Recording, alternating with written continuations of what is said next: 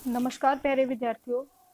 मैं दीपिका राठी आज आपके सामने कक्षा 10वीं की हिंदी की पाठ्य पुस्तक क्षितिज भाग 2 के गद्य खंड में संकलित प्रथम पाठ नेताजी का चश्मा लेकर उपस्थित हुई हूँ, जिसके लेखक हैं श्री स्वयं प्रकाश जी।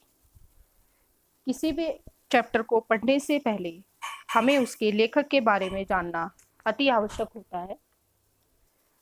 तो चलिए, नेताजी का चश्मा पाठ पढ़ने से पहले हम लेखक श्री स्वयं प्रकाश जी के जीवन के बारे में जानने का प्रयत्न करते हैं।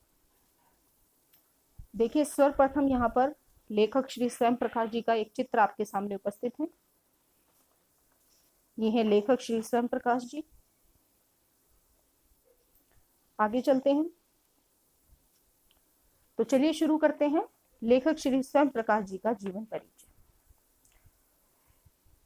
श्री स्वयं प्रकाश जी हिंदी के कहानीकार हैं। उनका जन्म सन 1947 में इंदौर मध्य प्रदेश में हुआ। उन्होंने मैकेनिकल इंजीनियरिंग की शिक्षा प्राप्त की। नौकरी के लिए वे एक औद्योगिक प्रतिष्ठान में नियुक्त होकर राजस्थान आ गए।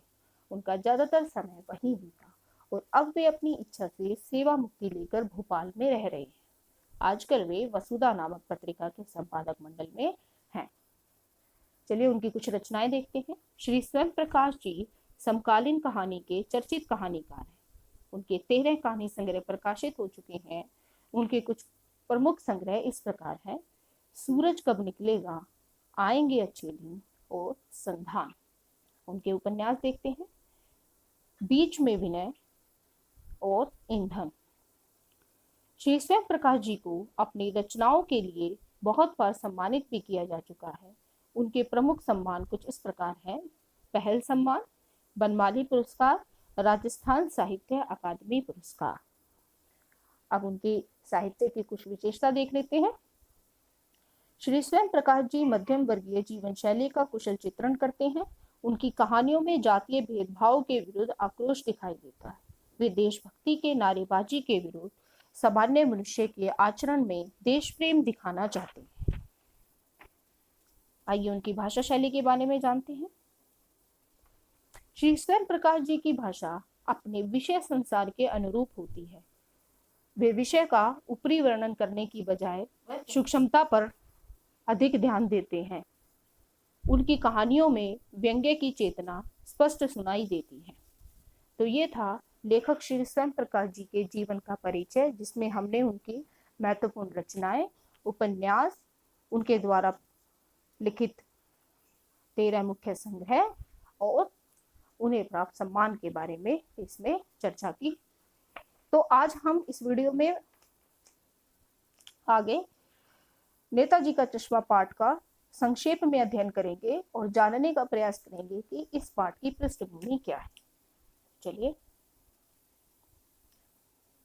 देखिए, सर्वप्रथम आपके सामने है पाठ में आए कुछ महत्वपूर्ण व्यक्तित्व। वे कुछ इस प्रकार हैं। पहला है हालदार साहब, ये एक हवलदार है। दूसरा है पानवाला। पानवाला एक मोटा व्यक्ति है, मजेदार स्वभाव का, हंसी मजाक करने का इसका स्वभाव है, इसका पेट बाहर निकला हुआ है। और तीसरा है कैप्टन चश्मे वाला, जो कि पूरे पाठ में अपनी देशभक्ति को व्यक्त करता है। तो चलिए पाठ को एक दृष्टि में समझने का प्रयास करते हैं संक्षेप में। नेताजी का चश्मा जो है वह एक रोचक कहानी है। इसमें लेखक कहना चाहता है कि देशभक्ति का संबंध केवल मनुष्य की मन की भावना से ही होता है। देशभक्ति प्रकट करने के लिए फौजी का होना जरूरी नहीं है, न ही शरीर से शक्तिशाली होना जरूरी है। कोई भी मनुष्य, चाहे वह बच्चा हो, बूढ़ा हो या देश प्रेमी हो, वह देश प्रेमी हो सकता है। यदि कोई भी मनुष्य अपने महान पुरुषों के सम्मान के लिए छोटा सा त्याग भी करता है तो भी वह देशभक्ति ही है।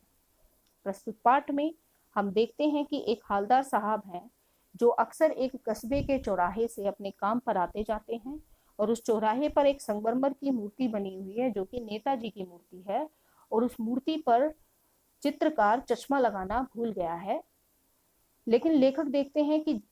लेकिन हवलदार साहब देखते हैं कि जब वो चौराहे से जा रहे होते हैं तो संगमरमर की मूर्ति पर वास्तविक चश्मा लगा होता है।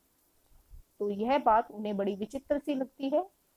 और चश्मा सिर्फ एक ही नहीं, हर बार चश्मा बदल जाता है। तो यह बात हवलदार साहब को बड़ा हैरान करती है। वह इस बात को जानने के लिए कस्बे के ही चौराहे पर बनी एक पान की दुकान पर रुकते हैं और पान वाले से पूछते हैं कि भाई ये जो चश्मा है नेताजी का रोज कौन बदल देता है। तो वह पान वाला, जैसा कि मैंने आपको बताया कि बड़ा हंसमुख स्वभाव का, बड़ा मोटा, जिसकी तोंद बाहर निकली हुई है, हमेशा पान को मुंह में ठूसे रहता है, हवलदार साहब को बताता है कि यह जो है एक कैप्टन चश्मे वाले ने लगाया है। तो नेताजी कहते हैं कि क्या वह कोई स्वतंत्रता सेनानी है या फिर आजाद हिंद फौज का कोई भूतपूर्व सिपाही है। तो पान वाला कहता है, अरे नहीं साहब, वह तो पागल है, पागल। वह उसका मजाक उड़ाता है और कहता है कि वह अपनी इच्छा से ही इस पर चश्मा लगाता है और जब चश्मा ग्राहक को पसंद आ जाता है तो वह उसको उतार कर ग्राहक को दे देता है और उस पर दूसरा चश्मा लगा देता है और इस प्रकार वह अपनी देशभक्ति की भावना को प्रकट करता है। इस प्रकार पान वाला जो है वो चश्मे वाले का क्या उड़ाता है, मजाक उड़ाता है।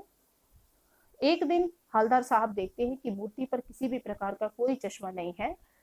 उन्हें यह बात बड़ी अजीब लगती है। वे फिर पान की दुकान पर रुकते हैं और पान वाले से पूछते हैं कि आज इस मूर्ति पर चश्मा क्यों नहीं है।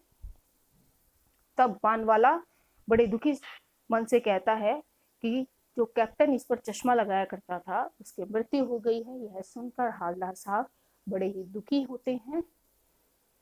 तो इस पाठ में यह दर्शाने का प्रयास किया गया है कि देशभक्ति की भावना मनुष्य के मन में होनी चाहिए। वह किसी भी प्रकार से अपनी देशभक्ति की भावना को प्रकट कर सकता है। आने वाली अगली वीडियो में हम इस पाठ का विस्तृत अध्ययन करेंगे कठिन शब्दों के साथ। आशा करती हूँ आपको ये पाठ बहुत अच्छा लगा होगा। धन्यवाद।